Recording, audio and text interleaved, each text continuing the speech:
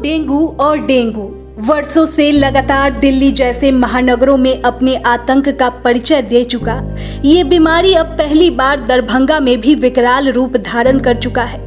अनाधिकृत आंकड़ों के हिसाब से बताया जाए तो प्रत्येक दिन चाहे वो कोई निजी क्लिनिक हो या फिर डीएमसीएच, यहाँ सैकड़ों की संख्या में लोग इसकी चपेट में आकर भर्ती हो रहे हैं और अब तक 1-2 मौत की भी जानकारी सामने निकल कर आई है। ऐसे में लोगों में इसको लेकर एक भय का माहौल उत्पन्न हो चुका है। वहीं बड़ी संख्या में लोग ऐसे भी हैं जिन्हें अब तक इस बीमारी के कारण, लक्षण और उसके बचाव के तरीके के बारे में जानकारी ही नहीं है। तो इन्हीं सब बिंदुओं पर आज हमने बात की है डीएमसीएच के सहायक प्राध्यापक जीएन दुबे से। सर, इन दिनों पूरे बिहार में, खासकर दरभंगा में डेंगू का प्रकोप देखने को मिल रहा है। डेंगू से कुछ मौत भी हो रही है और ऐसे में हम आपसे जानना चाहते हैं कि आखिर डेंगू की बीमारी का लक्षण क्या है। जी, आपने बहुत सही सवाल पूछा और सही समय पे पूछा है। अभी सही मायने में डेंगू का प्रकोप बढ़ रहा है और मैं दरभंगा चिकित्सा महाविद्यालय में असिस्टेंट प्रोफेसर के रूप में कार्यरत हूँ और वहाँ भी और अपनी क्लिनिक में भी डेंगू के मरीजों को देख रहा हूँ। इसके प्रमुख लक्षण हैं बुखार, मांसपेशियों में दर्द, जोड़ों में दर्द, आँखों के पीछे दर्द और कभी कभी मरीज में अगर ये गंभीर रूप धारण करता है तो वहाँ पर आपके स्किन के ऊपर, चमड़े के ऊपर लाल चट्टे का आना, साथ में कभी कभी नाक से खून आना और गुदा द्वार से भी खून का आना हो सकता है। इसमें आँखों के पीछे भी कभी कभी असहनीय दर्द मरीजों को महसूस होता है। सर, कहा जाता है कि डेंगू एक खास प्रकार के मच्छर के काटने से होता है। वो मच्छर कौन सा है, कब उड़ता है, कैसा दिखता है, या फिर डेंगू के होने में मच्छर के अलावा भी कोई कारण है? जी, ये डेंगू मॉस्किटो, जिसको हम लोग एडीज मॉस्किटो भी बोलते हैं, जिसको एशियन टाइगर मॉस्किटो भी बोला जाता है। यूजुअली ये काले रंग का दिखता है और इसके शरीर के ऊपर सफ़ेद रंग की धारियाँ होती हैं और ये मुश्किल से मुश्किल 25 फीट की ऊंचाई तक उड़ते हैं और प्रायः ये डे बाइटर होते हैं, दिन में ही ये मच्छर काट रहे होते हैं। तो प्रायः हम लोग रात में सोते वक्त मच्छरदानी का प्रयोग करते हैं, दिन में प्रयोग नहीं करते हैं, लेकिन ये प्रायः दिन में ही डे बाइटर कहा जाता है। दिन के समय में ये आपको डंक मारते हैं। आखिर डेंगू मानव शरीर के लिए कितना घातक साबित हो सकता है? डेंगू में मौत क्यों होती है और कैसे होती है? डेंगू फीवर प्रायः 3 प्रकार के होते हैं। Simple dengue fever, dengue haemorrhagic fever और dengue shock syndrome.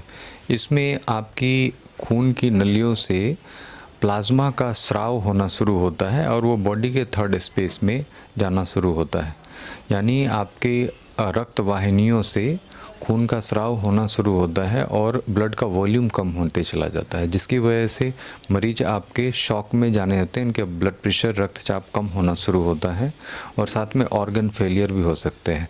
Kidney failure होने के चांस रहते हैं, लीवर फेलियर होने के चांस रहते हैं, इवन हार्ट फेलियर, मायोकार्डाइटिस होता है, वो भी होने के चांस रहते हैं। तो ये प्रायः वजह बनते हैं आपके ब्लड प्रेशर का कम होना और उसके साथ मल्टी ऑर्गन फेलियर होना। वो यूजुअली प्रायः मौत की वजह होती है ऐसे मरीजों में। डेंगू से बचाव के क्या क्या उपाय हो सकते हैं? देखिए, सबसे पहला तो वायरस तो है ही है और ये मच्छर जो है इससे बचा जाए, क्योंकि मच्छर जब तक आपको डंक ना मारे तब तक ये बीमारी होनी नहीं है।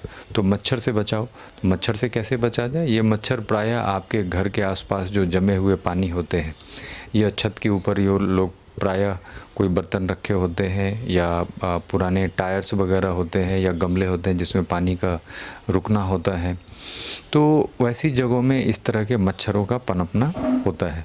तो अगर इस तरह की आप व्यवस्था रखें कि आपके आसपास जो भी कूड़े कचरे जैसी चीज़ें पड़ी हुई हैं जिसमें बारिश का पानी जमा होता है, वहाँ पर ये मच्छर प्रजनन करते हैं और अपनी जनसंख्या बढ़ाते हैं। तो मच्छरों की रोकथाम से आप इस तरह की, और फुल स्लीव कपड़े पहने दिन में भी। दिन में अगर आप आराम कर रहे होते हैं तो इस मौसम में प्रायः, चूँकि बारिश के समय में ही डेंगू फीवर का होना ज़्यादा होता है, तो दिन में भी अगर आप आराम कर रहे होते हैं तो मच्छरदानी का उपयोग ज़रूर करें। अगर आप ना कर पा रहे हैं तो बहुत सारी दवाइयाँ आती हैं मॉस्किटो रिपेलेंट, जिससे आपको मच्छर ये डंस ना मार सके, वैसी चीज़ें कर सकते हैं। जहाँ तक पानी आप नहीं, अगर आप उसको हटा सकते हैं तो वहाँ उसके ऊपर अगर केरोसिन ऑयल का छिड़काव करते हैं तो उससे श्वसन प्रक्रिया आपके मच्छर की कम होती है, जिससे मच्छरों की जनसंख्या कम हो सकते हैं। इस तरह से आप अपने आप को इस बीमारी से बचा सकते हैं। सर, डेंगू के दौरान खान पान रहन सहन का क्या हिसाब किताब होना चाहिए?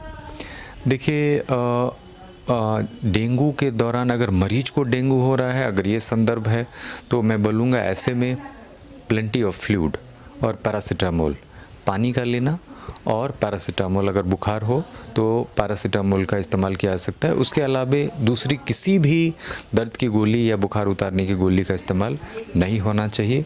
और पानी पर्याप्त मात्रा में, हाइड्रेशन, चूँकि मैंने पहले ही बताया कि इसमें आपके रक्त से जो है वो प्लाज्मा लीकेज होता है और वॉल्यूम लॉस होता है, इसलिए पर्याप्त मात्रा में पानी, रेस्ट, और बीच बीच में आप अपने प्लेटलेट की जांच करते रहें, क्योंकि प्लेटलेट कम होना वो घातक हो सकता है। जब मरीज का प्लेटलेट काउंट 20,000 10,000 से नीचे होता है तभी प्लेटलेट ट्रांसफ्यूज़न का इंडिकेशन है, उससे ऊपर में प्लेटलेट ट्रांसफ्यूज़न का इंडिकेशन नहीं है अगर कहीं से ब्लीडिंग नहीं हो रहा है तो।